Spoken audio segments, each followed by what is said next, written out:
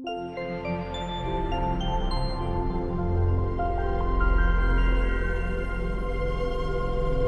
right, we're going to talk about Y the Last Man, the comic, the first volume of the comic Unmanned, I believe it's called. Sparks, he didn't do this. Okay. And the first episode of the TV series. Hell yeah. So what do we think about this? Ben, you go first.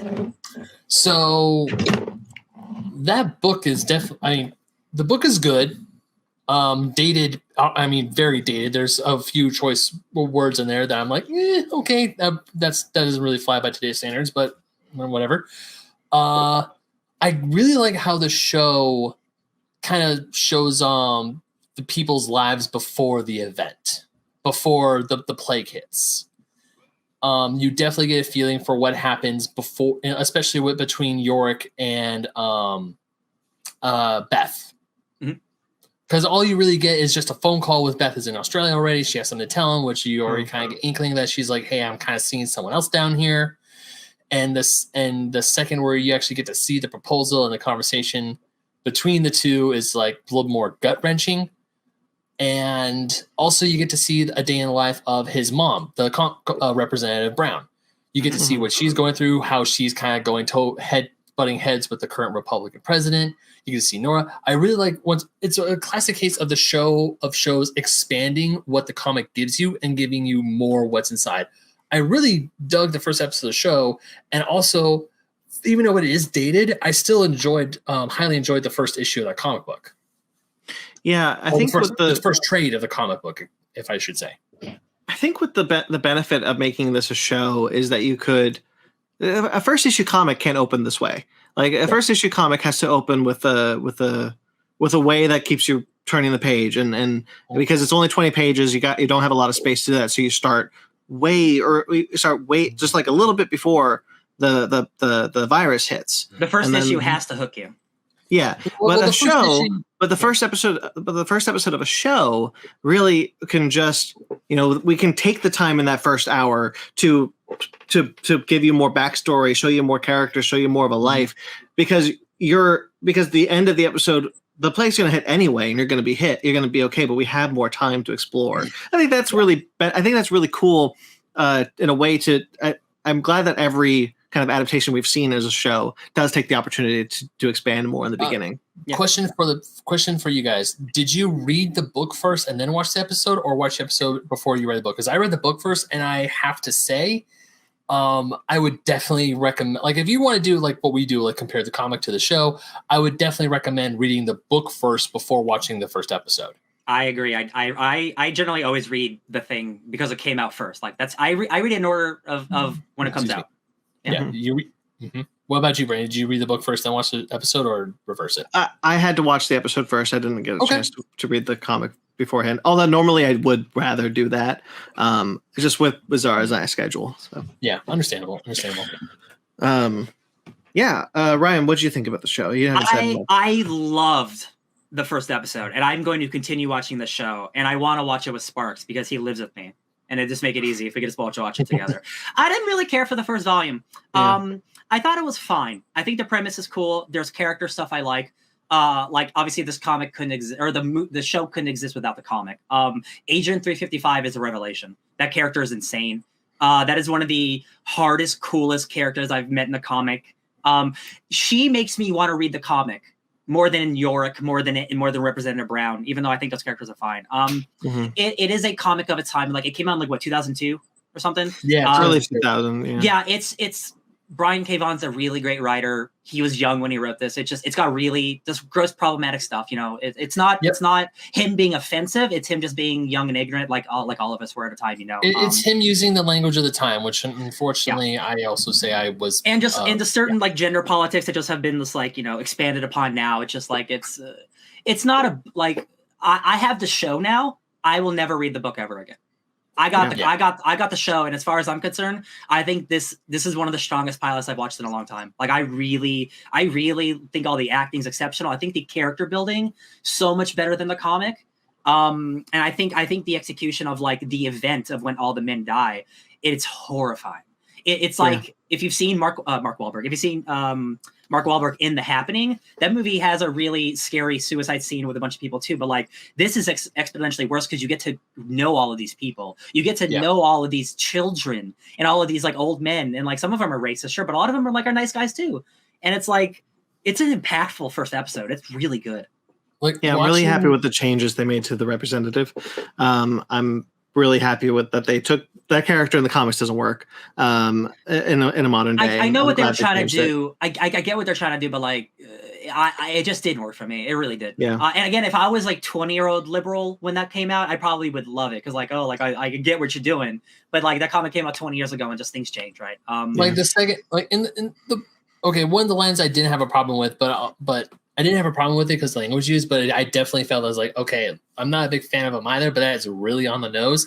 Is where it's like, what's going on? Is it the Amazon? Is it another gang? Worse, Republicans. And of course, you got the ladies with guns outside who are saying like, you're taking control of the government. It's like that is, oof.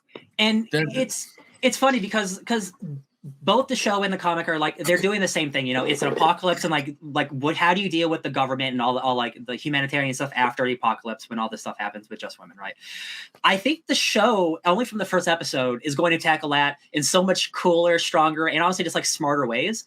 Because like the writing in that comic just feels so like I'm a 21-year-old liberal who knows what he's talking about, and like I know I was that way too, and like in a way I still am. You know, I'm trying to be better about it, but it feels so like. I am so smart. Like it just feels like a comic like written by a really smart person. I want to push back a little bit on what Ben said because honestly, the Republican wives standing outside the White House seemed a little prescient to me. Yeah, I mean, because I know this comic book was written in 2002, but seeing that, especially with the events that happened way back in January 6th, it's like, yikes, that happened. Yeah, something like that happened. But I was going to say that's why the Republican line I don't think is one of the more problematic things in the comic because I'm like, well, you know, is it really so dissimilar from today? Yeah. Oh, so you read the comic? Yeah, I read the first volume. Nice. Did you get a chance to watch the show? Yes, I watched the first 2 episodes. Oh, you actually are further along than that. Thanks for telling us, I guess. Well, we were just kind of going. I was waiting for an opening to give Sparks because he came back. I thought you didn't do it because you walked away for a second. I was like, oh yeah, okay. No, I stepped away for a moment, but that wasn't because I didn't engage with it. Sparks. So let's get you into the conversation, man. I mean, I also think that the comic just doesn't age very well. It shouldn't be written by a man. Frankly, like that's the flaw of it, especially for that moment in time. It just shouldn't have been. It's certainly like well-meaning in a lot of places, but it's so like hold on, because I took pictures of some moments. It's got some really like just unnecessary commentaries and perspectives on women. For example, like when he meets the one who's collecting dead men's bodies and she talks about how she just gotten a boob job, which is now pointless because what good are tits in this new world? She's a model. Because she's a model. And then like in the very next page, like she puts a gun on him and he's like, what are you going to do? Rape me? That made it's me just so yeah. And it's still in that same interaction is like something where she has to like grab his dick and say like, you're a man, but barely. And I'm like, this is all just like really lame, lame female representation. Going to that scene because I had problems with that scene because I was reading this. I'm like, Brian King Vaughan's a good writer though. This is not good writing. I guess come a long way since this was 20 years ago. And it's not just it's not just him being young. It's also what things were at the time, what things were considered like.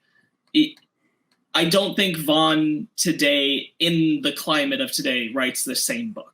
This is the way that it could get through. This is the way that it would be translated. This is the way that people use language to describe these kind of things. This was the kind of strong female representation that was happening in comics at the time. This was it. This is like an award-winning book. I like this is a good book, right? It is an age book, but like that's why the show having a creative team being primarily female like makes it work so much better, I think. It's a book that I think if you're reading it at the time that it comes out or not too long after, it's a good book. it is impossible to read it now and separate it from that time gap. We're talking an almost 20-year time gap. Yeah. Like we live in an entirely different kind of context of how we view representation of all kinds of different people. Right. There's something. How many episodes did you guys watch? The one first.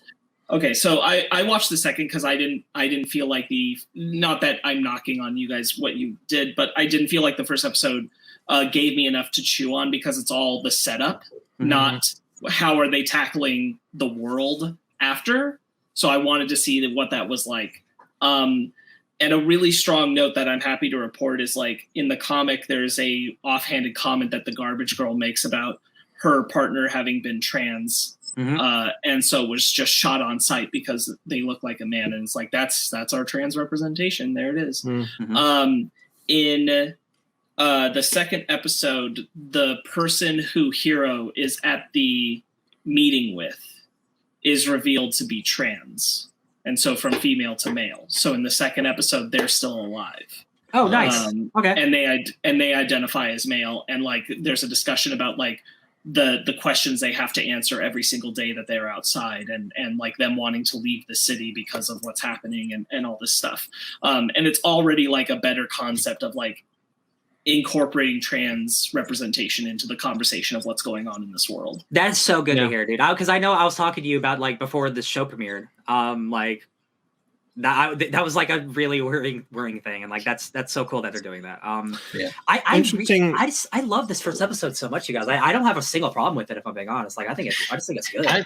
I am interested in seeing where the fact that Hiro killed her lover goes on the day where every other man also dies. Like she doesn't. What timing? She will never have to tell anyone. She will never have to tell anyone, but she will always have that guilt. And like, man, just what a character thing. Because like in the comics, like it's so cool that we're just getting like a little more. Even in the first episode, like I know these characters better than I think I felt then like in that whole. Oh, there's a horrible line with Hiro when they come out of the ambulance after having sex, and like they're in a fire station, and like the firemen are like gawking at them like, oh, I know what you guys are doing in there, man. Yeah. Have you worked the way all through the firemen? Very, very importantly, it's the other women. Yeah, not it's the other who are talking about her that way, which is even worse. It's the other two EMTs, whereas Hiro is in what seems to be in those short panels a actual loving relationship with the firefighter. It's not. But she's implied to be a much different character than the character we meet in the. Oh, it's a completely different character than the character we meet in the show, because in this one, she has a DUI. She has problems, whereas in the show. Whereas in the comic book, she was like, she's had a string of bad relationships, but nothing to get her a DUI or drug problems. And then she watches her boyfriend die right in front of her eyes. Yeah. I was gonna say I didn't want to say the word, but she's implied to be a little bit more slutty in the comic, and that's I didn't jive well with that representation there. There is an interesting bit in this first volume that there are, I think I counted 3 potential ways that they could blame the plague on. I know they probably don't answer it in the comic, but like the amulet or the clone being born, or that was interesting. That was the one thing. There are a couple things I do like about it. I do like the idea of like this clone baby. That character I found really interesting. It was like, what a crazy thing. Like, was it like her nephew was dying or something, so they were trying to create a clone to get like tissue from this baby or something? I like hard science stuff like that. I'm super into. And then like, maybe that's why the apocalypse happened, almost like a Sweet Tooth situation. All that stuff I jived with. It's just mostly like just the 2002-ness of it all that doesn't work for me. Actually, we're gonna say something. Oh, sorry. No, just one other thing I quickly liked. I do like that every issue had something where it's like Washington, D.C. 1 hour ago, and then it cuts to the present, or like Washington, D.C. a week from now, or like every issue had a time jump thing. And I don't know if every episode will do that, but I thought that was an interesting, framing device. Yeah. No, not so much. Gotcha. Every episode, I'd say. No more jumping to the past anyway. Yeah. Everything is just moving forward, it seems. At least based on episode 2. We have to talk about the standout. I personally think of both the show and the comic. Is it Agent 355? Is that what her name is? Yes. That opening scene where she's with the drug dealer and she's like kissy with him, and then she leaves in that one shot, and then she blows it up. That's one of the hardest, coolest scenes I've seen in a TV show in a long time. Like the energy that she gives off, and I'm like, oh, this is who this character is. And then she's like part of like the Secret Service and stuff, and I'm like, the Culper Ring, which is a organization that answers only to the president. They get around red tape. Yeah, basically like the Kingsman. She has such a presence. Go ahead. No, she has such a presence. I love her. She's great. I really like her too. I think that's a great casting, and I think that character is really interesting. This you guys won't know this because you didn't watch episode 2. I do want to talk about this because I think it's an all right choice, but I'm not sure I agree with it. Which is that in the show, Diane Lane's character of their mom, she becomes the president. Oh. Which I'm a little like, the agriculture lady's gone. The only reason that bothered me is because something I did like about the comic is that their mom wasn't the head honcho of the government. Because it felt too convenient that Yorick, the last man on Earth, his mom is president. Yeah. And the fact that the comic didn't go that way, I kind of appreciated that. Like she was still a responsible member of government, but not the person who will be referred to as the president, and not the person who makes final decisions and has final say. Yeah. And that is not the way the show translates it. She is immediately the president. I don't know. I don't know. I don't know. I haven't seen that, but I don't know if I jive with that either. I don't love that decision because it immediately puts like this. I really like her, the actor and the character for Diane Lane, but it puts her in this position where she has to like, people are judging her for how she allocates resources because she's trying to find out what happened to her kids. And the only reason that she's in that compromised position is because now she's the president. And I'm like, this feels like we could have just left her as the representative and had a different talented female actress playing the president, and her having a relationship with that person who's in power and having to work her way through stuff. And I like that idea of like the designated survivor. They're like, oh, you're the 14th in line, but you're the president now. Like I think that's charming. That's a shame. It's the same logic that makes Diane Lane the president. Yeah. But it's her now, and I just feel like that takes away a little bit of something because it feels awfully convenient in the setup. Yeah. Whereas in the comic, knowing that the comic originally didn't have it, I think the comic is superior in that decision. I think it's a wise choice to not have the last man on Earth's mom also be the president. Yeah, I was kind of. I mean, I haven't like I said earlier. I only saw the first episode. I was kind of hoping that Diane Lane wouldn't become the president, because I also really like that bit about the comic book, where it's like the son of a politician, but it's not the one in charge, because it is kind of like I guess in a way it kind of does add an extra layer of drama to the show. It's like, oh, you're the president and your son is the only one alive, which is obviously going to raise suspicions in some circles. Yeah. But in the book, it's like we have one male survivor. Two, technically, if you count the monkey, if you count Ampersand.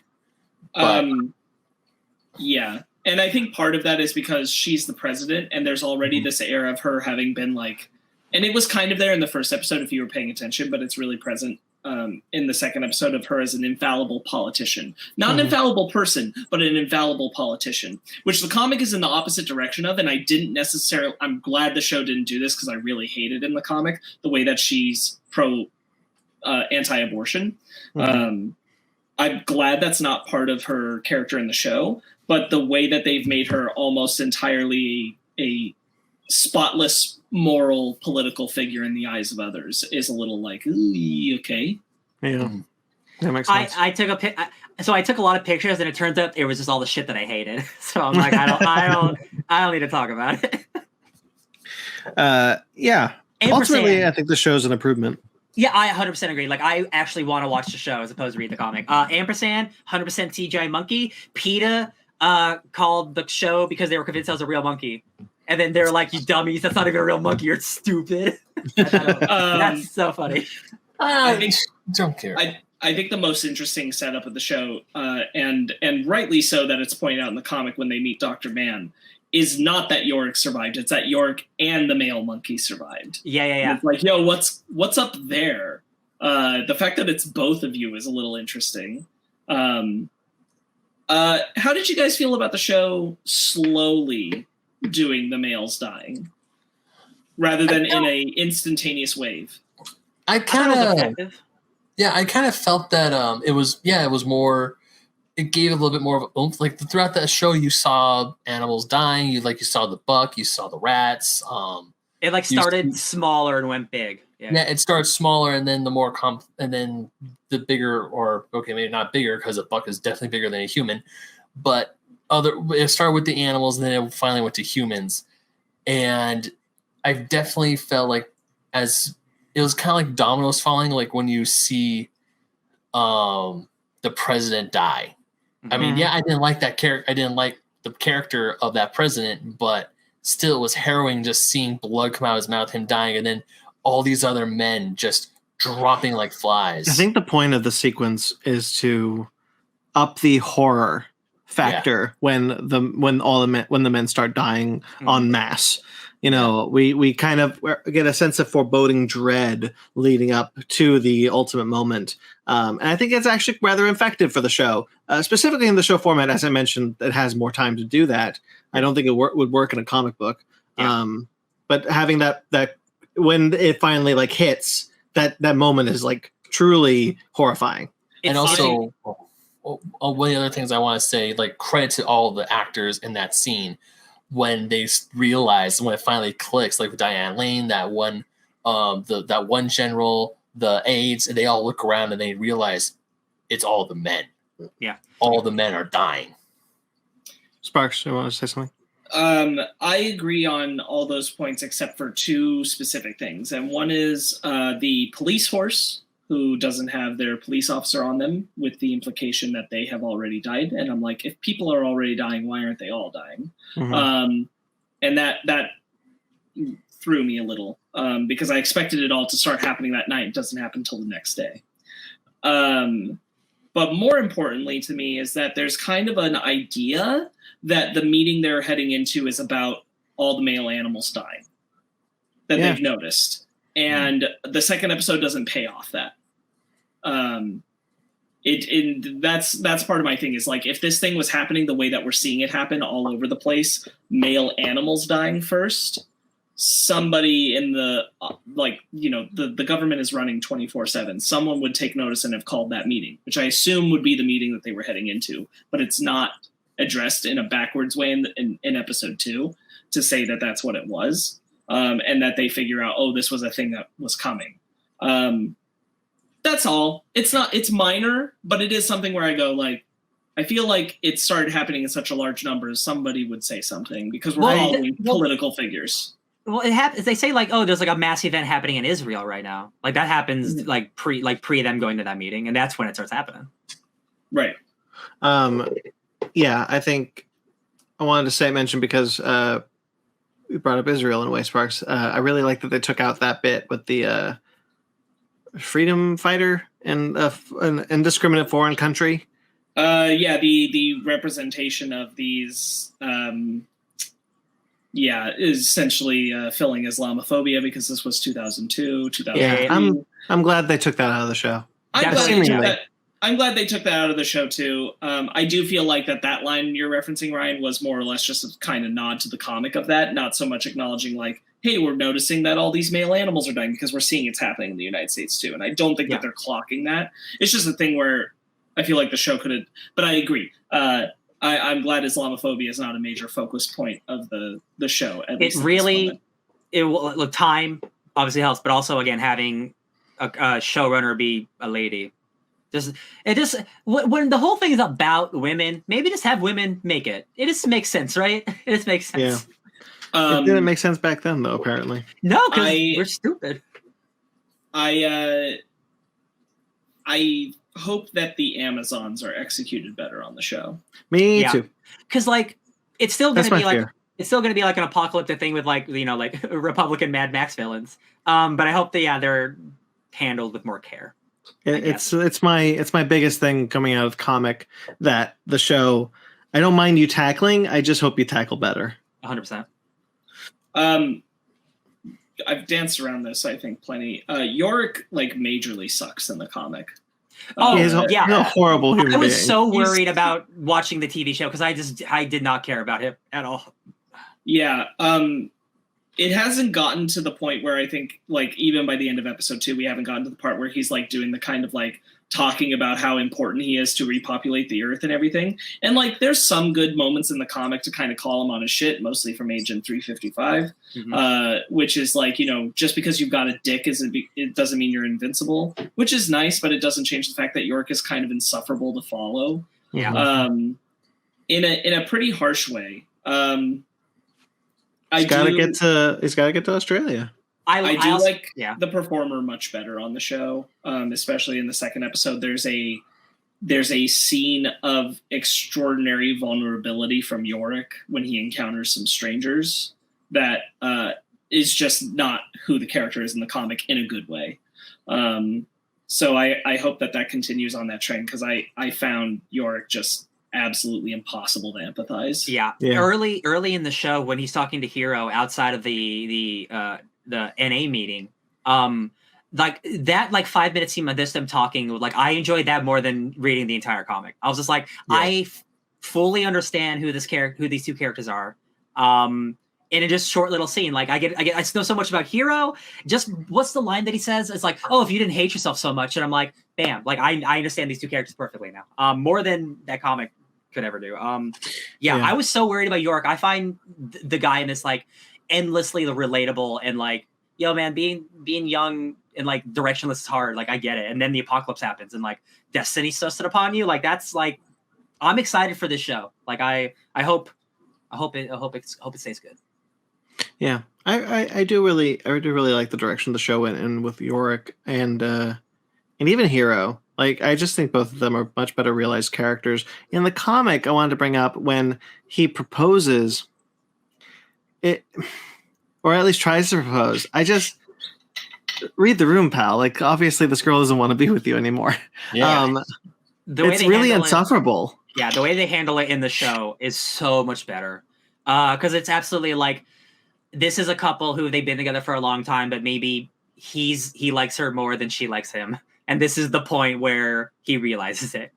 Yeah, because he's ready for marriage and she's not. He does kind of come at her with like, what all I've done for you, but like he calls himself on. She's like, I shouldn't have. That was the wrong thing to say. And I do appreciate that he's got that self awareness. It does make him a lot less insufferable than his comic book character right away. And it makes me like, I don't know if it's gonna be the same journey because Beth's not in Australia. At least right now. Like I don't know if like how much time has passed. Like if she took a red eye. Yeah, she took a red eye. Yeah, so like. I wonder if they're going to do anything with Beth in this show. I assume they have to, because like I think that's integral to the plot of the comic. I'm guessing. But I will say in episode 2, Yorick is leaving messages for Beth around the city, saying that he's alive and to come home. Got it. Okay. Because he's trying to locate her. Now there is also a concept that's introduced in the same episode about what people are doing in the city to kind of locate one another and find out also where like their loved ones were who were men who passed on, so that they can give proper respects or say goodbyes or check in or whatever. And it's a system that they're trying to build in the city. So it's weird that I understand why Yorick wouldn't go there necessarily, but like not right away. A decent amount of time passes in episode 2 to make me question why Yorick wouldn't at least look into using the resource in some way. Yeah. Or alternatively, why Beth wouldn't have considered it. Yeah. Because while Beth might not be looking for Yorick, she could easily search out Hero. Mm-hmm. That's true. Now that they're in the same city. So there's a little bit of like, oh, you made some weird things now happening because of where you put Beth in that line and everything. And I'm sure the show will pay it off. It just does leave me with like kind of questions about how they're handling certain choices. Yeah. But we'll see. Episode 2 still shows a decent amount of promise. That's good. Yeah, hopefully I was going to try to watch the second episode this weekend, but I just didn't get the chance. I started a new job. I don't know who knows that. I didn't know that. I started a new job, so it took a lot more time than I anticipated. But excellent.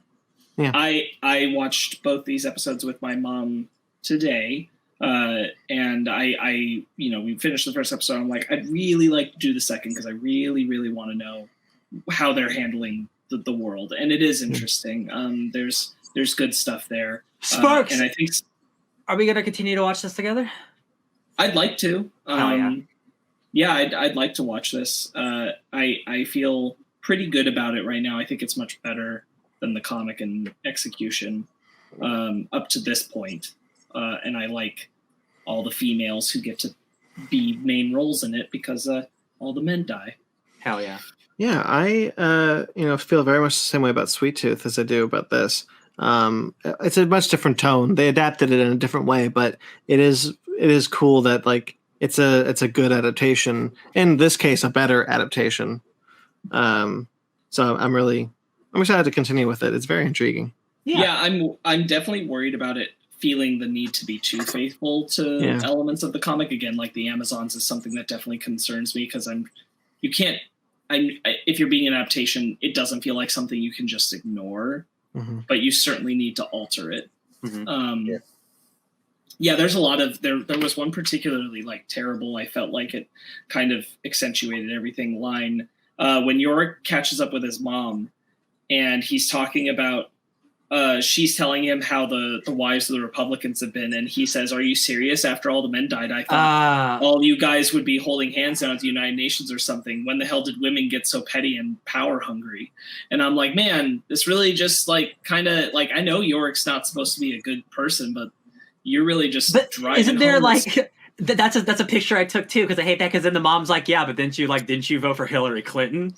I'm like, oh, Jesus Christ. Yeah, it's so full of a lot of like backward cynicism towards women as it's trying to be like progressively representational that just makes the comic such a drag to read today, which I'm sure it didn't feel like at the time, but it definitely does now. I'm bummed, honestly, because I've heard so much good stuff about Why the Last Man to have read it and been like, oh man, this is something I just can't appreciate anymore. I needed to read it when it was it hasn't aged well. Baby's first feminism book. Truly. For Brian K. Vaughan, and it doesn't hold up. He definitely tried. I'm definitely not going to continue reading the comic. I mean, after I finished the first volume, I'm like, cool, I'm glad I don't have to read that ever again. The show, I would like to continue. I don't know if I will, not because it's bad. I think it's really good. I do want to find out what happens. But when I come home, I want to see something a little more cheery and not so down. And it's a really good premise. It's entertaining. It's dramatic. It's the entertainment value for me is there. It's just recently in the past few weeks while I've been coming home at night, I don't want like to experience the crazy shit of or half the population literally died in one night. I just want to see like happy ducks go on an adventure. Yorick in the comic is so single-minded on Beth to a degree where it's like, bro, do you know like the world you live in? Yeah. In the show so far, it works a lot. Not to say too much deep into the show, but everybody is hearing like radio transmissions and things like that about what to do from the president, like giving out emergency broadcasts and things like that. So Yorick knows his mom is president, but he doesn't know how to get to her safely. As the last man on Earth, and that keeps him from venturing too far. And then there's stuff that happens in episode 2, but it provides this sense of like, okay, I get why he's kind of like focused on the Beth thing because that's kind of all he can do right now. Yeah, because he feels trapped in his space. So that's a lot of episode 2 is spent with him like kind of preoccupied on like trying to find her because he can't do much else. Yeah, But in the comic, it's like so very much the only thing he seems to care about. And I'm like, this is so ignorant of like everything else that's happening to all these other people. Yeah. Anything else we want to add? I'm super intrigued by one particular character because she doesn't appear to be anybody in the comic, and she continues to be a focal point into episode 2, and I'm not sure who she's supposed to be, but I'm super interested. Is the president's assistant? Oh, Nora, the redhead, yeah. Not sure who she's supposed to translate for in the comic. Ultimately, down the road. Yeah, I remember being surprised that she wasn't in the comic. Maybe it's one of those things that like it's a character from later on they bring in early or something. I think they're making her the new version of the leader of the Amazons.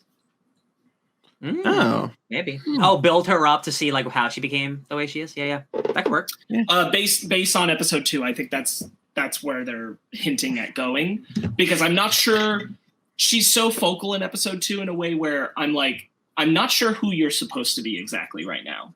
Yeah. But I think that might be it. Right on. Anything else you want to add? I highly recommend the show. I wish I could recommend the book, but honestly, if you're reading it for the first time today, it just doesn't hold up. I'm sure it's a good book if you read it in 2003. True. Yeah. Okay. So no book club. This was our book club. But next week it's my turn. Diane Lane's great. Also. Hell yeah. I love Diane. I didn't really say it by Diane, but Diane Lane is great. Yeah. Martha Cat.